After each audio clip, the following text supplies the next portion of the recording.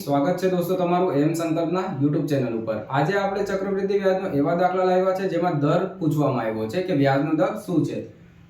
તો પહેલા આપણે દાખલા જોઈ લઈએ કે દાખલો શું છે આપણો। તો દાખલામાં એવું કીધું છે કે કોઈ રકમનું 2 વર્ષનું સાદું વ્યાજ જે છે એ 500 રૂપિયા છે અને ચક્રવૃદ્ધિ વ્યાજ જે છે એ 530 રૂપિયા છે। તો વ્યાજનો દર કેટલો છે? સાદા વ્યાજ કેટલા?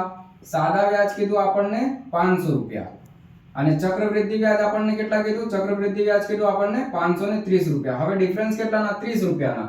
આ 2 વર્ષનો છે, આ પણ 2 વર્ષનો છે। તો અહીંયા ડાયરેક્ટ આમ કરી શકીએ કે 1 વર્ષનો 250, 1 વર્ષનો 250, એટલે કે આ સાદું વ્યાજ 500 થઈ ગયું અને આ 30। બસ આ ડિફરન્સ લઈએ એટલે ચક્રવૃદ્ધિ વ્યાજ બની જાય અને આ બંનેને લઈએ એટલે સાદું વ્યાજ બની જાય। હવે આપણને ખાલી આટલું ખબર પડવું જોઈએ કે 250 ના કેટલા ટકા 30 રૂપિયા થાય। તો 250 ના કેટલા ટકા 30 રૂપિયા થાય? 1% કરીને આમ કરીએ તો બહુ લાંબુ પ્રોસેસ થઈ જાય। તમને ડાયરેક્ટ ખબર હોવું જોઈએ કે 12 દુ 40 અને 12 પંચા 60, 300 થાય એટલે 30, એટલે કે 12% જે છે એ વ્યાજનો દર હશે। બસ આવા ફટાફટ ઝડપી રીતે તમે દાખલાઓ ગણી શકો છો જો અમારી સાથે જોડાયેલા રહો છો તો। Thank you.